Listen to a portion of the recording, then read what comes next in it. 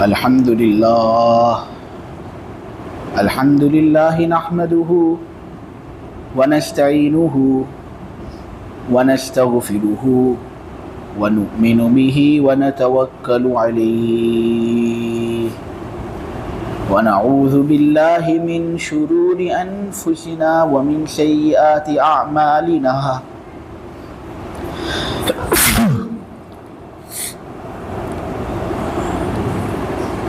من يهده الله فلا مضل له ومن يضلله فلا هادي له ونشهد أن لا إله إلا الله وحده لا شريك له ونشهد أن سيدنا ومولانا وحبيبنا محمدا عبده ورسوله الحمد لله وكفى والصلاة والسلام على رسوله المصطفى وعلى عباده الذين ارتضى ومن بهداهم اهتدى وبآثار أهل المدينة اكتفى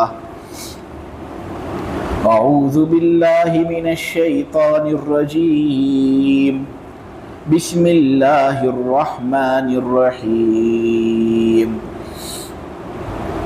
قال نوح رب إنهم عصوني واتبعوا من لم يزده ماله وولده إلا خسارا ومكروا مكرا كبارا وقالوا لا تذرن آلهتكم ولا تذرن ودا ولا سواعا ولا يغوث ويعوق ونسرا وقد أضلوا كثيرا ولا تزد الظالمين إلا ضلالا مما خطيئاتهم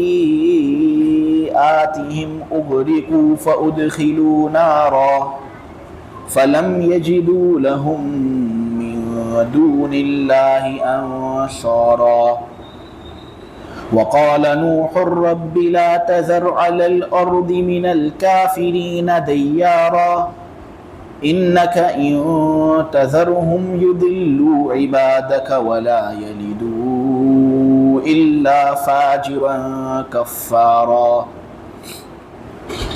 رب اغفر لي ولوالدي ولمن دخل بيتي مؤمنا وللمؤمنين والمؤمنات ولا تزد الظالمين إلا تبارا۔ نوح نے کہا اے میرے رب، یقیناً میری قوم نے میری نافرمانی کی ہے، انہوں نے میرا کہنا نہیں مانا اور ایسے لوگوں کے پیچھے چل پڑے جن لوگوں کے مال اور اولاد نے نقصان کے علاوہ ان کو کوئی اور چیز میں ترقی نہیں دی۔ انہوں نے بڑی بھاری سازشوں سے کام چلایا ہے، میرے خلاف بڑی بھاری سازشیں انہوں نے کی ہیں۔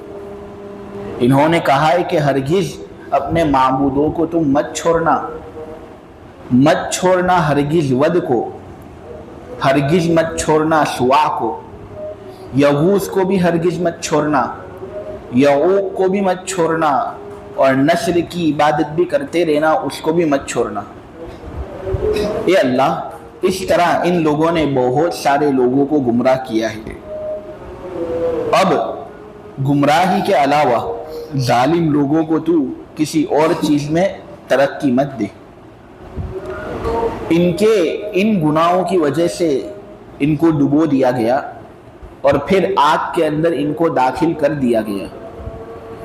ان لوگوں نے اپنے لیے اللہ کے علاوہ کوئی اور حمایتی نہیں پایا۔ اور نوح نے کہا اے میرے رب، زمین پر کافر لوگوں میں سے کسی ایک بھی باشندے کو باقی مت رکھنا، سب کا خاتمہ فرما دے۔ یقیناً اگر تو ان کو باقی رکھے گا اور ان کو چھوڑ دے گا تو یہ تیرے بندوں کو گمراہ کریں گے، اور ان کی جو بھی اولاد پیدا ہوگی وہ فاجر اور کافر ہی پیدا ہوگی۔ اے میرے پالنہار، میری مغفرت فرما دے، میرے امی ابا کی مغفرت فرما دے، ان لوگوں کی مغفرت فرما دے جو میرے گھر میں ایمان کی حالت میں داخل ہوئے، ایمان والے مردوں کی مغفرت فرما، ایمان والی عورتوں کی مغفرت فرما، ظالم لوگوں کو تباہی اور ہلاکت کے سوا کسی اور چیز میں تو ترقی مت دینا۔ نوح علیہ السلام کی قوم نے نوح علیہ السلام کی خوب نافرمانی کی۔ نوح علیہ السلام دعوت و تبلیغ کے کام کے اندر لگے رہے، 950 سال قوم کو دعوت دی، لیکن پھر بھی ان کی دعوت و تبلیغ کا کوئی نتیجہ ہوا نہیں۔ جو نتیجہ نکلا وہ یہی نکلا کہ یہ تو اور زیادہ نوح علیہ السلام سے بھاگنے لگے، اور زیادہ نوح علیہ السلام کو پریشان کرنے لگے۔ نوح علیہ السلام کہتے کہ مورتیوں کی عبادت مت کرو، اللہ کی عبادت کرو، تو یہ لوگ مورتیوں کی عبادت کرتے۔ نوح علیہ السلام کہتے کہ فساد سے اپنے آپ کو بچاؤ، بری عادتوں سے اپنے آپ کی حفاظت کرو، تو انہی بری عادتوں کے اندر یہ لوگ مبتلا ہوتے، اور اس طرح نوح علیہ السلام کو خوب تکلیف پہنچاتے۔ حتیٰ کہ مفسرین کرام نے تو یہ بات بیان کی ہے کہ بسا اوقات جب نوح علیہ السلام ان کو دعوت دینے کے لیے آتے تو کبھی کبھی تو ہاتھ پیر وغیرہ کے ذریعے سے ہاتھ بھی صاف کر لیتے، پیر بھی صاف کر لیتے، اور اتنا مارتے، ان کو اتنا مارتے کہ یہ بے ہوش ہو جاتے اس پٹائی کی وجہ سے۔ تو نوح علیہ السلام نے آخرکار اللہ تبارک و تعالیٰ سے ایک دن دعا کر دی کہ دیکھو اے اللہ، 950 سال میں نے ان کو دین پہنچایا اور میں نے ان پر محنت کی، لیکن ایمان لانے والے تقریباً فقط 70 لوگ ہیں۔ میری بستی اتنی زیادہ بڑی ہے اور میرا علاقہ جس علاقے کی طرف مجھے نبی بنا کر بھیجا گیا ہے اتنا کشادہ ہے، لیکن 950 سال تبلیغ کرنے کے بعد فقط 70 لوگ مجھ پر ایمان لے آئے۔ اے اللہ، اب میں کیا کروں؟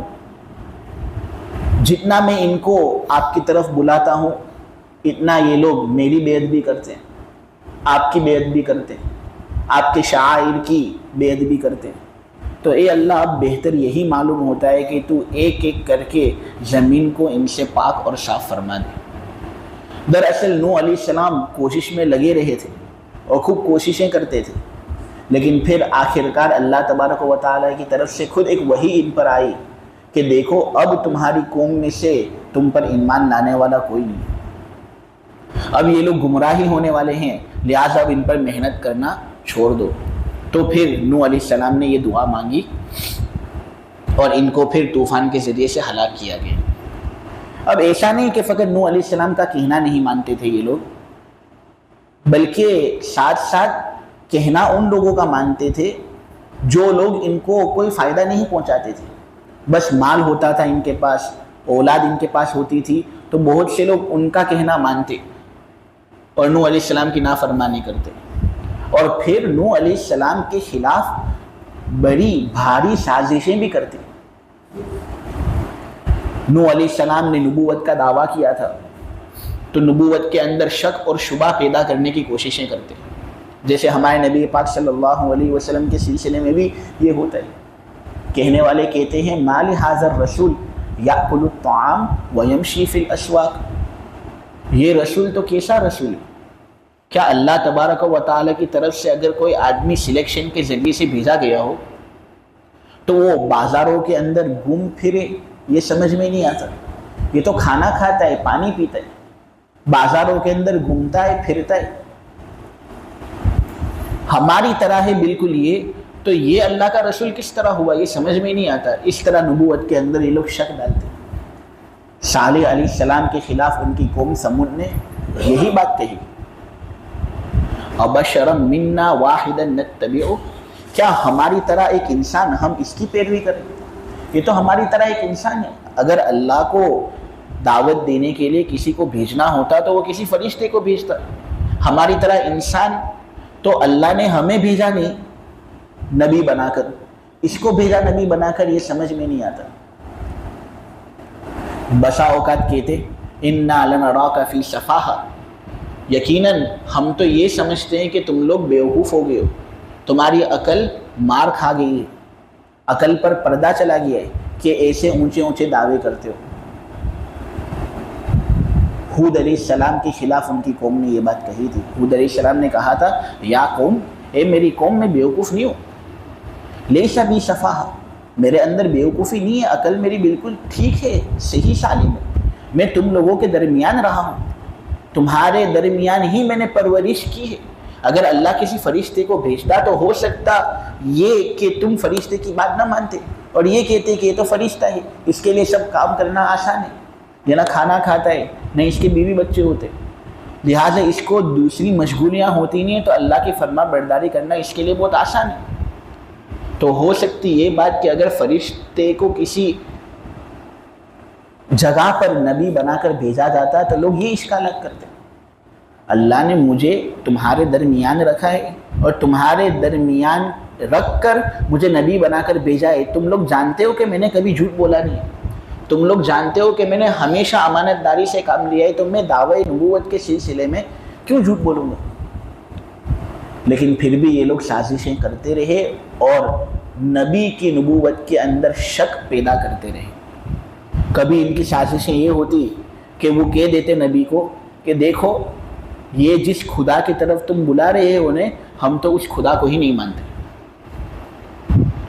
یعنی یہ دنیا خدا کے نظام کے بغیر چل رہی ہے، حالانکہ یہ تو بالکل واہی تباہی دعویٰ ہے۔ کوئی بھی اگر اب آپ سم لے لو، ایک سمپل سم، اس میں اگر تم صفر لگاتے جاؤ اور ایڈ کرتے جاؤ، زیرو لگاتے جاؤ، تو کبھی بھی ایک آنے والا نہیں ہے۔ تو یہ اتنی بڑی کائنات، اتنا لمبا چوڑا آسمان، یہ زبردست زمین، یہ پانی، یہ مچھلیاں، یہ مخلوق، یہ کیا اسی طرح آ سکتا ہے؟ اگر میں یہ کہوں مثلاً کہ مسجد جو ہے یہاں پر ایک دھماکہ ہوا تھا اور مسجد خود بخود بن گئی، اگر میں مثلاً یہ کہوں کہ پریس کے اندر دھماکہ ہوا تھا اور یہ قرآن خود بخود بن گیا، تو تم لوگ شاید کہو گے کہ مولانا کو کیا ہوگی، کیسی باتیں کرتے۔ تو اتنا چھوٹی سی مخلوق اور ایک کتاب بھی ایک بنانے والے کے بغیر بن نہیں سکتی، تو اتنا لمبا چوڑا آسمان کہاں سے آ گیا؟ اتنے بڑے پہاڑ کہاں سے آ گئے؟ یہ لہ لہاتا ہوا سمندر کہاں سے آ گیا؟ یہ چاند سورج کہاں سے آ گئے؟ ضرور بھی ضرور ایک بنانے والا تھا، لیکن پھر بھی یہ لوگ یہ کہتے کہ دیکھ تو کوئی خدا کا رسول نہیں، ہم تو خدا کو ہی نہیں مانتے، تو تجھے ماننے کی تو بہت دور کی بات۔ اس طرح یہ چالیں کرتے۔ ایک تدبیر ان کی یہ ہوتی کہ چل ہم مان لیتے ہیں خدا ہے اور تو خدا کا رسول ہے، لیکن ہم تو ہماری مورتیوں کی ہی عبادت کریں گے۔ ہم یہ سمجھتے کہ خدا نے اپنا روپ ان پتھروں کی مورتیوں کے اندر رکھ دیا ہے، ہم ان کی عبادت کریں گے تو ان کی عبادت کرنے کے ذریعے سے اور ان کے وسیلے سے ہم اللہ کے قریب ہو جائیں گے۔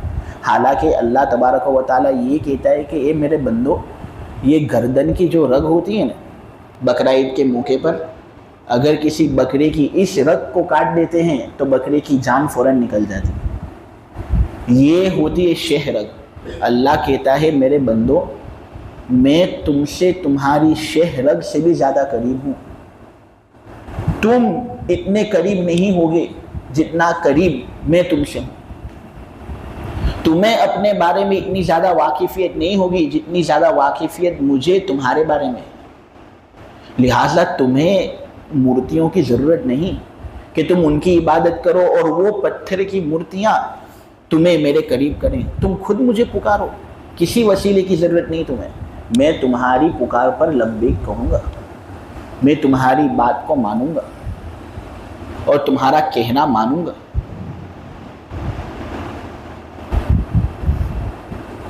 ایک آدمی تھا جو بتوں کی عبادت کرتا رہتا تھا، کئی سالوں تک اس نے بتوں کی عبادت کی، اس کو صنم صنم کہتا رہتا تھا، یہ میرا صنم ہے، یہ میرا صنم ہے۔ ایک مرتبہ غلطی سے اس نے صنم کی جگہ پر صمد کہہ دیا۔ صنم کہتے ہیں مورتی کو، صمد کہتے ہیں اس ذات کو جس کو کسی کی ضرورت نہیں، سب کو اس کی ضرورت ہے۔ یہ اللہ کا نام ہے، سورہ اخلاص کے اندر صمد اللہ کا نام مذکور ہوا ہے۔ تو وہ بت پرستی کرتا تھا، پوری زندگی وہ صنم صنم ہی کہتا رہتا تھا، ایک مرتبہ غلطی سے اس نے صنم کی جگہ پر صمد کہہ دیا، اللہ نے فوراً گیب کے ذریعے سے آواز ڈالی اور کہا بول میرے بندے تو کیا کہتے ہیں۔ تو مورتیوں کی کوئی ضرورت نہیں، کسی اور وسیلے کی کوئی ضرورت نہیں، بندہ اپنے ہاتھ اٹھا لے، اللہ سے کنیکشن جڑ جاتا ہے۔ اللہ یہی کہنا چاہتا ہے، لیکن نوح علیہ السلام کی قوم اس بات کو ماننے کے لیے تیار نہیں تھی، اس بات کو ماننے کے لیے وہ ہرگز تیار نہیں تھی۔ موسیٰ علیہ السلام کے بارے میں یہ واقعہ منقول ہے، پھر ذوالفقار احمد نقشبندی رحمۃ اللہ علیہ واقعہ بیان کرتے ہیں کہ موسیٰ علیہ السلام نے ایک مرتبہ اللہ تبارک و تعالی سے پوچھا تھا کہ اے اللہ، تورات کے اندر یہ بات لکھی ہوئی میں دیکھتا ہوں کہ جب کوئی نیک بندہ تجھے پکارتا ہے نا تو تو کہتا ہے لبیک یا عبد، اے میرے بندے تیری پکار پر میں حاضر ہوں۔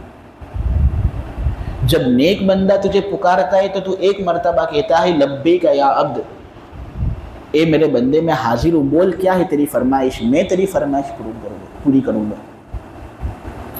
لیکن موسیٰ علیہ السلام نے اس کے بعد کہا اے اللہ، جب گنہگار بندہ تجھے پکارتا ہے اور توبہ کرتا ہے وہ، تو تو ایک مرتبہ لبیک نہیں کہتا، تو 3 مرتبہ لبیک کہتا ہے، لبیک لبیک لبیک۔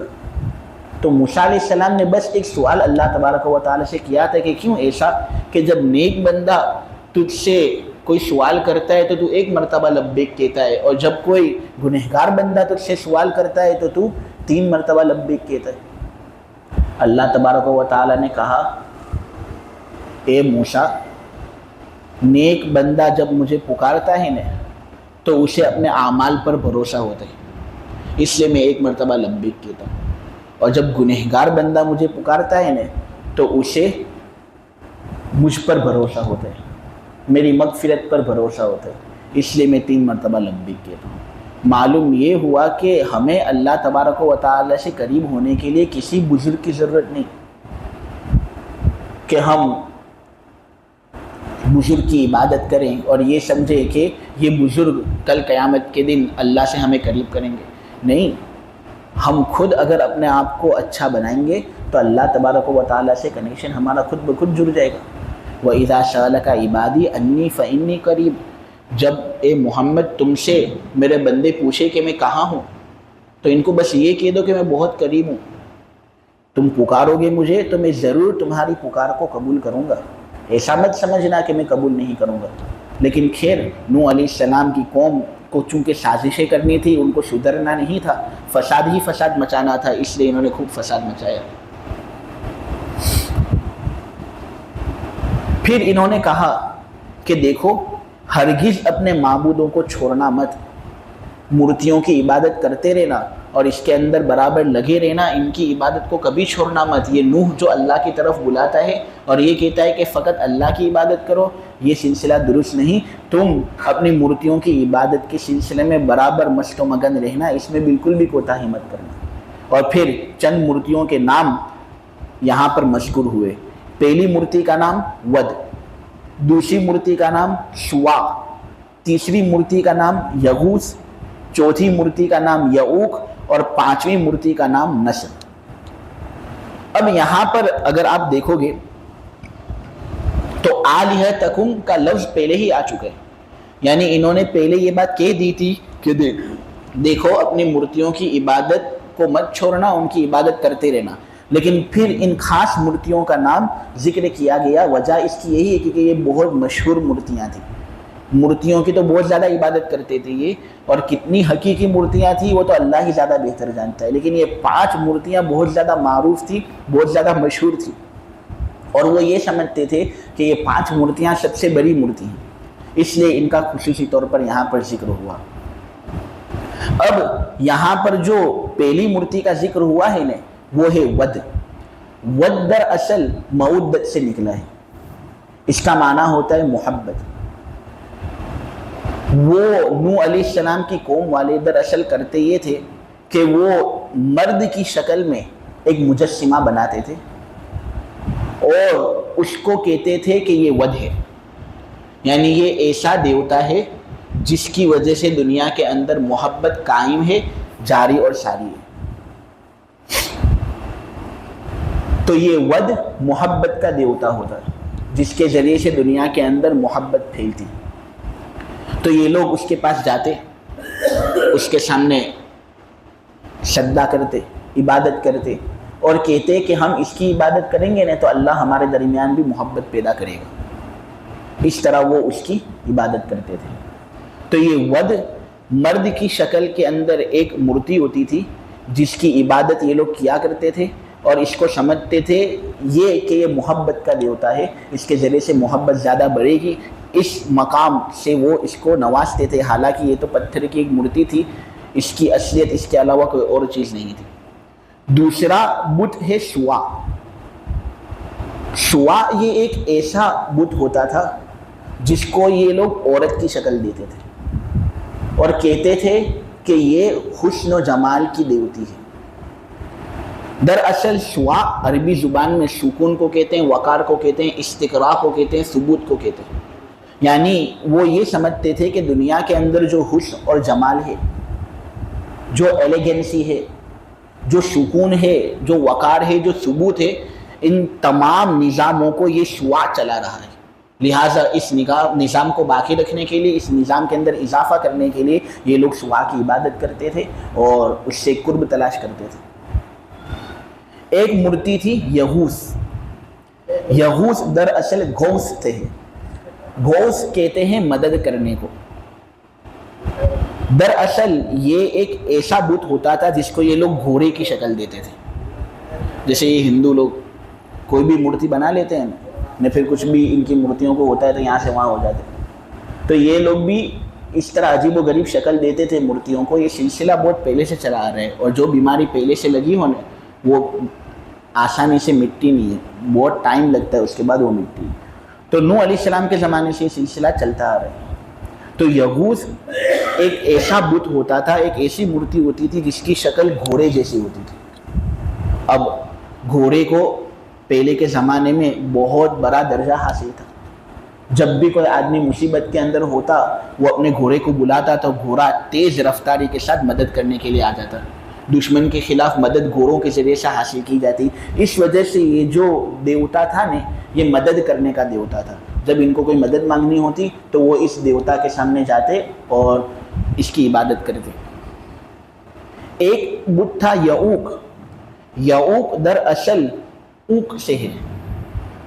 اوق کہتے ہیں حفاظت کرنے کو.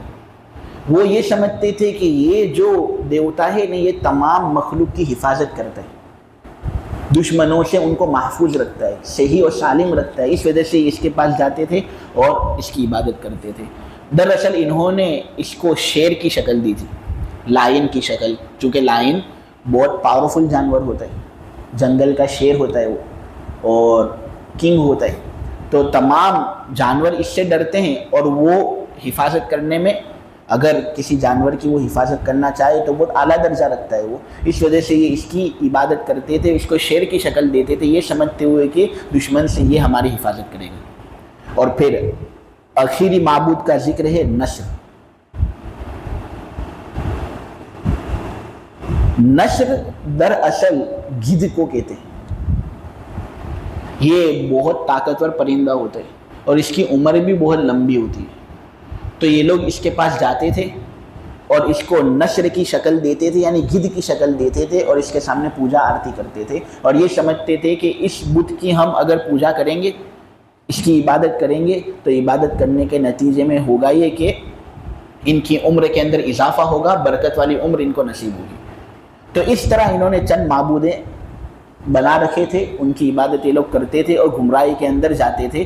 عبادت کرتے بھی تھے اور پھر لوگوں کو یہ کہتے بھی تھے کہ تم بھی عبادت کرو. یہ نوح جو تمہیں کہہ رہا ہے کہ تم ان کی عبادت مت کرو, اس طرح نوح کا کہنا مناسب نہیں. نوح کی باتوں کے اندر ہرگز مت آنا اور ہم جو کہتے ہیں نا اسی کی بات ماننا.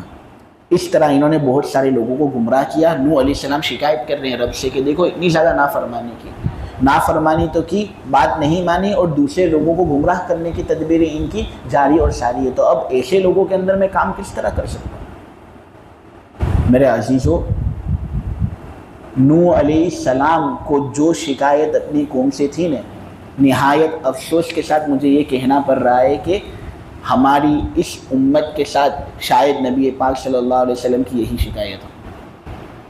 کیونکہ نوح علیہ السلام کی قوم نے ان کی بات نہیں مانی.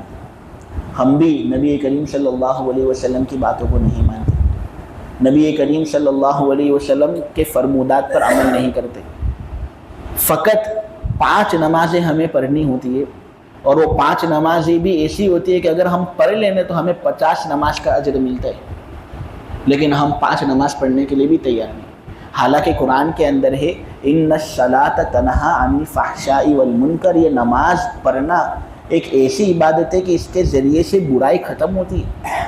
تم دیکھو گے بہت سے لوگ نماز نہیں پڑھتے, ایک بھی ٹائم کی نماز نہیں پڑھتے, تو اس کی وجہ سے برائی ان کے دل کے اندر آ جاتی ہے.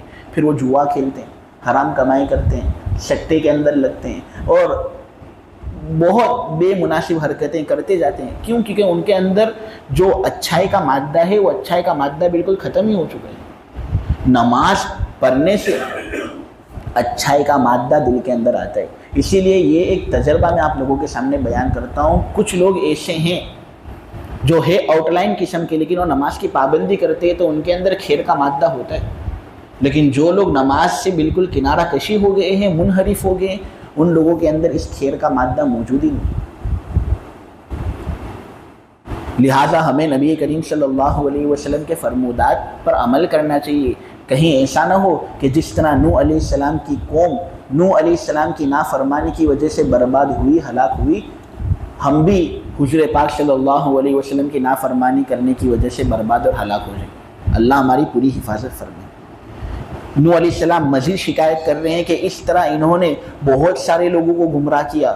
اے اللہ, اب گمراہی کے علاوہ ظالم لوگوں کو تو کسی اور چیز میں ترقی مت دے, ان کو اور گمراہ کر اور ان کو ہلاک کر دے. یہ بد دعا نکلی تھی حضرت نوح علیہ السلام کی جانب سے, اور اس طرح ان کی قوم پھر آخرکار ہلاک ہوئی. یہ جو مورتیوں کا تذکرہ میرے عزیز ابھی آپ لوگوں کے سامنے ہوا نا, ود, سوا, یغوث, یعوق, نصر, امام بغوی رحمۃ اللہ علیہ کہتے ہیں دراصل یہ 5 لوگ جو تھے نا, یہ اللہ کے نیک بندے تھے اور اللہ کے برگزیدہ بندے تھے.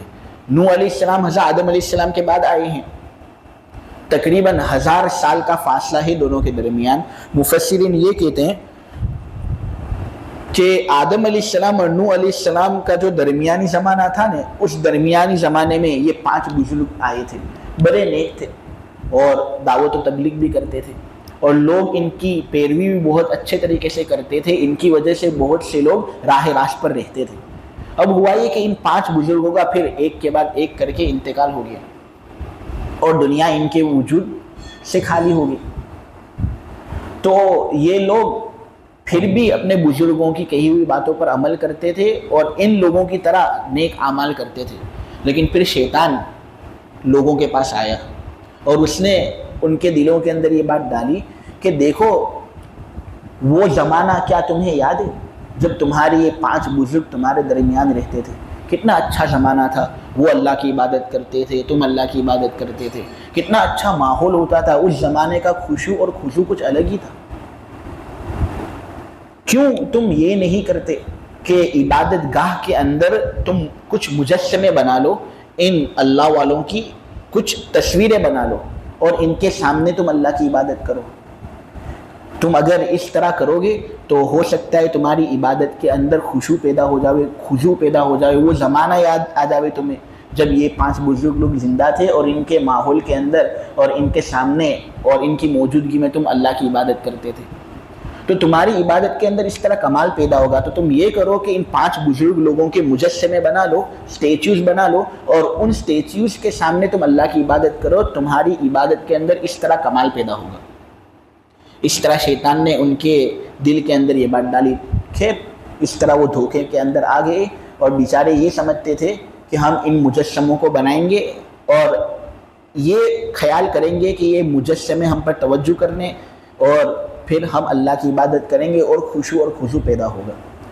لیکن ان کا زمانہ تو اس طرح گزر گیا اور اس طرح یہ لوگ اللہ کی عبادت کرتے. لیکن پھر ان کے بعد کی جو نسلیں آئیں نا, ان کو کچھ معلوم ہی نہیں تھا کہ یہ بت کس کے ہیں, یہ مورتیاں اور مجسمے کس کے ہیں.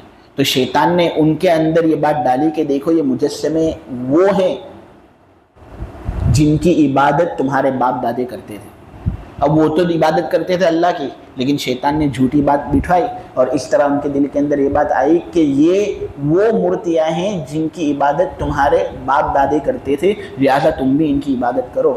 تو اس طرح ان لوگوں نے ان کی عبادتیں کرنی شروع کی نے، پھر نئی نئی چیزیں ان کے حق میں پیدا کی اور کہہ دیا کہ ود یہ محبت کا دیوتا ہے، سوا یہ سکون استقرار حسن و جمال کی دیوی ہے، یغوث مدد کرنے کا دیوتا ہے، یعوق حفاظت کا دیوتا ہے، اور نصر عمر کا دیوتا ہے۔ اس طرح وہ ان کی عبادتیں کرتے تھے، حتیٰ کہ نوح علیہ السلام نے بہت سمجھایا، لیکن کیا کریں، نوح علیہ السلام کے گھر کے اندر بھی کچھ لوگ ایسے تھے جو نوح علیہ السلام کی نافرمانی کرتے تھے۔ ان کی بیوی نوح علیہ السلام کے بارے میں اور لوگوں کو کہتی تھی کہ میرا شوہر تو دیوانہ ہے، پاگل آدمی، حالانکہ وہ نوح علیہ السلام کی بیوی تھی، لیکن پھر بھی وہ اچھی باتیں اپنے شوہر کے بارے میں نہیں کہتی تھی اور بری باتیں پھیلاتی تھی۔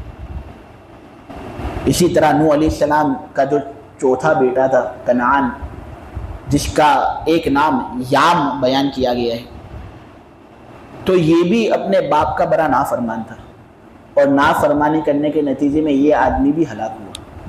اگرچہ یہ لڑکا تھا نوح علیہ السلام کا، لیکن پھر بھی اس رشتے کی وجہ سے اس کو نجات نہیں ملی۔ مفسرین وجہ اس کی بیان کرتے ہیں، وہ یہ ہے کیونکہ یہ اپنے باپ کا بڑا نافرمان تھا۔ میرے عزیزو، اسی لیے کہتے ہیں کہ والدین کی فرما برداری کرو، ان کی نافرمانی مت کرو۔ اگر ان کی نافرمانی کرو گے تو ایک نہ ایک دن ایسا آئے گا کہ جتنی اچھائیاں تمہارے اندر ہے وہ سب کے سب ختم ہو جائیں گے۔ ایک واقعہ میرے عزیزوں میں آپ لوگوں کے سامنے بیان کروں، ہو سکتا ہے کہ کچھ نوجوان لوگ ہو یہاں پر، ان کے دل کے اندر یہ بات اتر جائے۔ ایک کپل تھی، ایک مرد تھا اور ایک عورت تھی۔ ان کی بہت تمنا تھی کہ ہمارا ایک لڑکا پیدا ہو، لیکن ہوا یہ کہ جب تک یہ برے نہیں ہوئے نا، تب تک اللہ کی طرف سے ان کو کوئی اولاد نصیب نہیں ہوئی۔ دیہات کے اندر بیچارے دونوں رہتے تھے، لیکن پھر ہوا یہ کہ بڑھاپے کے اندر اللہ تبارک و تعالی نے ان کو ایک لڑکی کی ولادت سے نوازا، اور ان کا ایک لڑکا پیدا ہوا، ایک لوتا لڑکا جس کے لیے انہوں نے اپنی پوری زندگی دعائیں کی تھی۔ وہ لڑکا پیدا ہوا، انہوں نے اس پر خوب پیسہ بھی خرچ کیا، اچھی سے اچھی کالج کے اندر اس کو پڑھوایا۔ بچہ بھی بڑا ذہین تھا، ایک دن ایسا آیا کہ وہ انجینئر بن گیا، وہ بڑا آدمی بن گیا۔ تو پھر وہ لڑکا جو تھا اس کو جاب کی آفریں آنی شروع ہو گئی، شہر کی جانب سے آفریں آتی تھی۔ تو اس نے اپنے والدین سے یہ بات کہی کہ دیکھو، شہر کی جانب سے آفر آئی ہے، میں اب شہر کے اندر رہوں گا تاکہ میں اچھی طریقے سے نوکری کر سکوں اور اچھی زندگی میری سیٹ ہو سکے۔ والدین نے کہا بیٹے بہت اچھی بات ہے، چلا جا شہر کے اندر۔ لیکن بچہ ایک ہی ضد پر تھا کہ امی ابا تمہیں بھی میرے ساتھ شہر کے اندر آنا پڑے گا، میں تمہارے بغیر نہیں آؤں گا، اور اگرچہ مجھے نوکری کا آفر وہاں سے آ رہا ہے لیکن تمہارے بغیر میں وہاں نوکری کرنے کے لیے نہیں جاؤں گا۔ خیر امی ابا بھی راضی ہو گئے، لیکن یہ والدین جو تھے اس کے، ان کی پوری زندگی دیہات کے اندر ہی گزری تھی۔ شہر کا ماحول ان سے ایڈجسٹ نہیں ہو رہا تھا، کیونکہ وہاں پر رشتہ دار بھی نہیں تھے، سب دوست وغیرہ بھی نہیں تھے، اور پوری زندگی انہوں نے دیہات کے اندر گزاری تھی۔ چنانچہ وہ شہر کے اندر آئے تو صحیح، اور کچھ دیر بیٹے کے ساتھ رہے بھی، لیکن پھر ہوتا یہ تھا کہ کبھی دیہات کے اندر غم کی کوئی خبر آتی تو دیہات جانا پڑتا، کبھی کوئی خوشی کی خبر ہوتی تو دیہات جانا پڑتا۔ اس طرح ان کا دیہات سے شہر، شہر سے دیہات آنا جانا برابر لگا رہتا تھا۔ پھر ایک دن انہوں نے اپنے بچے سے کہا کہ دیکھ بیٹے، اس طرح سفر کرنے میں ہم بہت تھک جاتے ہیں، ہماری عمر بھی زیادہ ہو چکی ہے، اس لیے تو ایک کام کر، تو شہر کے اندر رہ، ہمیں تو وہی دیہات کے اندر رہنے دے۔ تجھے اگر شہر کے اندر رہنا ہے تو شہر کے اندر تو رہ لے، تو دیہات میں آتے رہتے رہنا، ہم سے ملتے رہنا۔ چنانچہ اس طرح بیٹے نے شہر کے اندر رہنا شروع کر دیا۔ کچھ عرصے کے بعد اس نے سوچا کہ ابھی ہر طرح سے میں شہر کے اندر سیٹ ہو چکا ہوں، تو مجھے اب شادی کر لینی چاہیے۔ ہوا یہ کہ یہ شادی کی تلاش کے اندر تھا کہ شہر کے ایک بڑے معزز گھرانے کی ایک خوبصورت اور خوبصورت لڑکی کا پتہ چلا۔ اس نے ان کی طرف نکاح کا پیغام بھیجا، ماں باپ سے اس نے پوچھا۔ ماں باپ نے کہا کہ بیٹے زندگی تجھے گزارنی ہے، جہاں تو خوش ہو وہیں ہم بھی خوش ہوں گے، لہٰذا تجھے جس کے ساتھ جہاں شادی کرنی ہے ہماری طرف سے تجھے فل اجازت ہے۔ اب شادی کے بعد یہ اپنی بیوی کو گھر لے کر آیا تو بیوی کچھ عرصہ تو اس کے ماں باپ کو ملنے دیہات کے اندر جاتی رہی، لیکن ماں باپ کو یہ جو ملنے کا سلسلہ تھا بیوی کی جانب سے یہ بہت محدود رہا۔ چند سال تک وہ ملتی رہی، لیکن پھر جب بچے زیادہ ہو گئے تو بچوں کا جب سلسلہ شروع ہو جاتا ہے تو آنا جانا کافی مشکل ہو جاتا ہے، اس لیے پھر بیوی نے تو جانا بند کر دیا۔ ماں باپ نے اس لڑکے کو کہا کہ دیکھ ہمارے پاس ہفتے کے اندر ایک دفعہ آ کر مل جا، یہ تیرے لیے کافی ہے، لیکن اس ایک دفعہ آنے کے اندر اپنی جانب سے کوئی کوتاہی مت کرنا، اس لیے کہ ہم یہ نہیں چاہتے کہ ہم بالکل بھی تیری ملاقات سے محروم ہو جائے، اس لیے ہفتے کے اندر ایک دن تو ضرور متعین کر لو اور اس دن ہمیں ملنے آیا کرو۔ خیر اس نے ہفتے کے اندر ایک دن ماں باپ کے کہنے پر متعین کر لیا اور وہ اس دن اپنے والدین سے ملنے جایا کرتا تھا۔ اب چند مرتبہ وہ ملنے کے لیے گیا اور پہلے سے وہ پلاننگ کر لیتا تھا کہ میں ماں باپ کو ملنے جاؤں گا اور وہاں پر 2 گھنٹے گزاروں گا، 3 گھنٹے گزاروں گا اور پھر گھر آ جاؤں گا، لیکن ہوتا یہ تھا کہ وہ 2 گھنٹے گزارنے کے لیے جاتا، لیکن 2 گھنٹے کی جگہ پر 6 گھنٹے لگ جاتے تھے اور وہ دیر گھر میں پہنچتا تھا۔ تو جب اس طرح ذرا دیر ہونی شروع ہوئی تو بیوی کو بھی برا لگا اور اس نے اس بات پر اپنے شوہر کو ڈانٹنا شروع کر دیا۔ جیسے عورتوں کی ایک قسم کی لینگویج ہوتی ہے نا، وہ اس طرح باتیں کرتی ہے اور اس طرح اپنے شوہر کو اپنے بس میں لیتی ہیں۔ خیر یہ نوجوان چونکہ شریف النفس تھا اس لیے اپنی بیوی کو سمجھاتا تھا، لیکن بیوی امیر گھرانے کی چونکہ تھی اس لیے وہ آگے سے بات کو بڑھا دیتی تھی اور خواہ مخواہ بحث و مباحثہ آپس میں ہو جاتا تھا، اور یہ ہر ہفتے کا مسئلہ ہوتا۔ 2-4 سال گزرے تو اب بیوی جو تھی وہ ماں باپ کے پاس جانے سے بالکل الرجک ہو گئی۔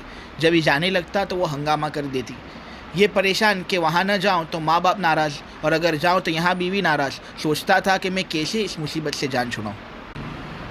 اتنے میں سعودی عرب سے ایک جاب کی آفر اس کے پاس آ گئی اور یہ بہت معقول پیکیج تھا، اس میں اس نوجوان کا فائدہ ہی بہت زیادہ تھا۔ اس نے ماں باپ کو جا کر بتایا کہ مجھے تو الحمدللہ سعودی عرب میں نوکری مل رہی ہے، لیکن اس نوکری کو انجام دینے کے لیے مجھے وہاں جانا ہوگا۔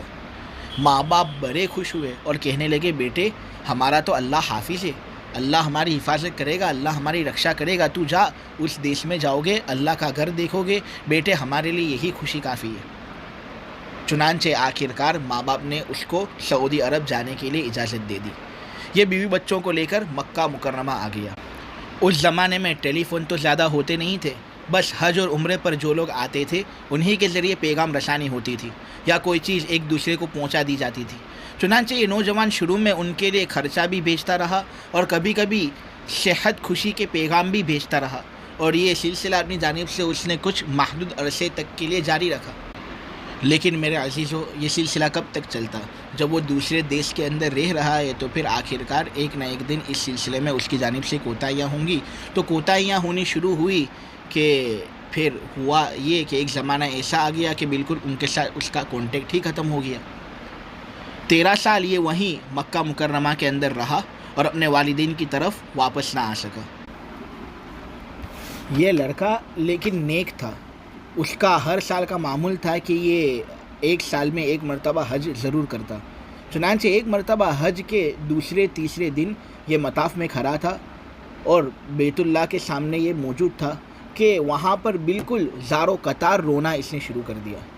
کسی اللہ والے نے یہ منظر دیکھا تو اس نے پوچھا بیٹے کیا ہوا کہ تم اتنا زیادہ رو رہے ہو؟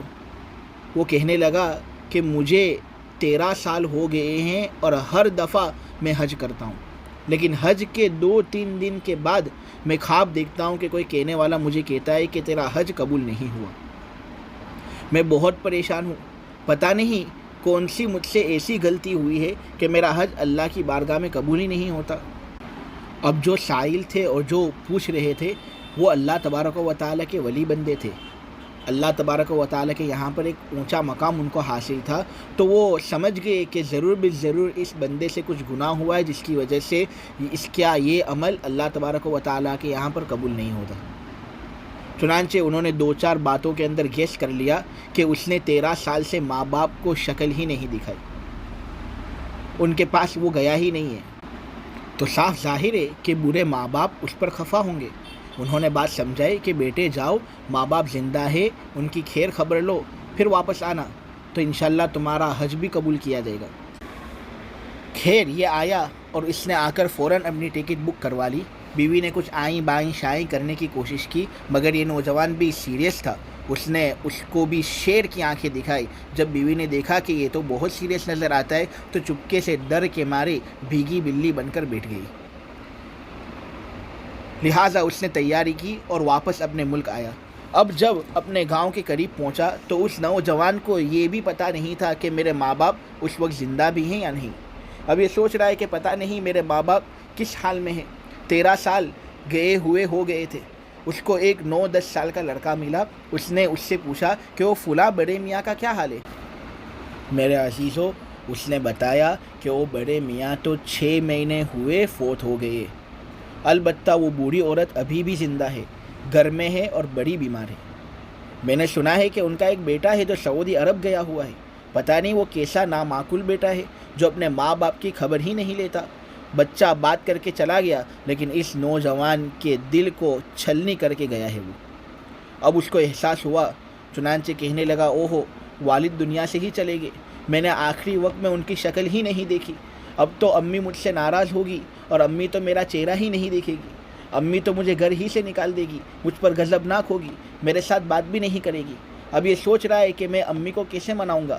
مغموم دل سے گھر کی طرف جا رہا تھا۔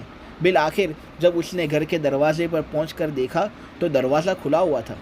اس نے آہستہ سے دروازہ کھولا، اندر داخل ہوا تو ایک منظر دیکھتا ہے کہ صحن میں 4 پائے کے اوپر اس کی بوڑھی بیمار والدہ لیٹی ہوئی، ہڈیوں کا ڈھانچہ تھی، وہ 4 پائے کے ساتھ لگی ہوئی تھی۔ اس کو خیال آیا کہ کہیں امی سو نہ رہی ہوں، تو میں پہلے آہستہ آہستہ چلتے ہوئے قریب جاتا ہوں۔ وہ کہتا ہے کہ میں پہلے آہستہ آہستہ چلتے ہوئے قریب جاتا ہوں، چونکہ اس کی والدہ کی آنکھوں پر کچھ بیماری تھی، اس لیے وہ دبے پاؤں بالکل قریب پہنچا تو حیران ہوا کہ اس کی والدہ کے اس وقت ہاتھ اٹھے ہوئے تھے اور وہ کچھ الفاظ کہہ رہی تھی، گویا اللہ تبارک و تعالیٰ سے دعا مانگ رہی تھی۔ اس نے جب قریب ہو کر سنا تو ماں یہ الفاظ کہہ رہی تھی، اے اللہ، میرا خاوند دنیا سے چلا گیا ہے، میرا ایک ہی بیٹا ہے جو میرا محرم ہے، اے اللہ اسے بخیریت واپس پہنچا دینا تاکہ اگر میری موت آئے تو مجھے قبر میں اتارنے والا کوئی تو میرا محرم موجود ہو۔ ماں یہ دعائیں مانگ رہی ہے اور بیٹا سمجھتا ہے کہ ماں مجھے دیکھنا بھی گوارا نہیں کرے گی۔ اس نے جب ماں کے یہ الفاظ سنے تو فوراً جوش کے اندر اس نے کہا، امی میں آ گیا ہوں۔ تو ماں چونک اٹھی، آواز سنتے ہی بولی، او میرے بیٹے تم آ گئے ہو؟ تو اس نے کہا، جی امی میں آ گیا ہوں۔ ماں کہنے لگی، بیٹے ذرا قریب ہو جانا، میں تمہاری شکل تو دیکھ نہیں سکتی کیونکہ میری آنکھ کے اندر بیماری ہے، مجھے اپنا بوسہ ہی لینے دو، مجھے اپنے جسم کی خوشبو ہی سنگا دو۔ یہ ہوتی ہے ماں کی محبت کہ بچہ آتا نہیں ہے 13 سال سے ملنے کے لیے، لیکن ماں ابھی بھی اس کے ساتھ کشادہ دل اور وسیع دل سے ملاقات کرتی ہے۔ چنانچہ یہ بیٹا 2-4 دن وہاں رہا۔ اللہ کی شان کیا ہوتی ہے کہ ماں بیمار تھی، چند دنوں میں ہی وہ فوت ہو گئی اور اس نے اپنی والدہ کو کفنایا اور اپنی ذمہ داری سے فارغ ہو کر کچھ عرصے کے بعد یہ واپس مکہ مکرمہ آ گیا۔ اب یہ لڑکا نیک تھا، ہر سال حج کا اس کا معمول تھا۔ اگلے سال جب حج کا موقع آیا تو کہنے والے کہتے ہیں کہ اس نے حج کے دوسرے دن پھر خواب دیکھا۔ جس شخص کو دیکھتا تھا اس نے دیکھا کہ وہی ہے اور اس کو کہہ رہا ہے، اللہ نے تیرے اس حج کو بھی قبول کر لیا اور تیرے پچھلے 13 حجوں کو بھی اللہ نے قبول کر لیا۔ کیوں؟ کیونکہ تو نے تیری والدہ کے ساتھ اچھا سلوک کیا، حسن سلوک کیا۔ میرے عزیزو، جب ماں باپ کے ساتھ حسن سلوک سے اللہ رب العزت بندے کے عملوں کو قبول کر لیتے ہیں اور اس کے ساتھ رحمتوں کا معاملہ کرتے ہیں تو نوجوانوں کو چاہیے کہ گھروں میں آپس میں نہ الجھے، نہ ماں باپ کی بے قدری کرے، بے حرمتی کرے، مل کر رہیں۔ اگر وہ یہ کرے گا تو فساد پیدا ہوگا۔ میرے عزیزو، واللہ لا یحب الفساد، اللہ تبارک و تعالی فساد کو پسند نہیں فرماتے۔ اللہ تبارک و تعالی ہمیں نیک بن کر ایک بن کر زندگی گزارنے کی توفیق عطا فرمائے۔ میرے عزیزو، یہ بات دراصل اس لیے چلی تھی کیونکہ نوح علیہ السلام کا بیٹا کنعان، اس نے اپنے والد صاحب کی نافرمانی کی تو اگرچہ اس کے ابا کو ایک بہت اونچا مقام حاصل تھا، لیکن پھر بھی اس اونچے مقام نے بیٹے کو ذرہ برابر فائدہ نہیں پہنچایا۔ اس نے نافرمانی کی، ابا کی بے قدری کی تو وہ بھی کافر ہونے کی حالت میں مرا۔ پیغمبر کا لڑکا تھا لیکن پھر بھی اس کی موت کافروں والی ہوئی۔ اللہ تبارک و تعالی ہماری حفاظت فرمائے۔ اب آگے اللہ تبارک و تعالی یہ بات کہہ رہے ہیں، مما خطیئاتہم اغرقوا فادخلوا نارا فلم یجدوا لہم من دون اللہ انصارا۔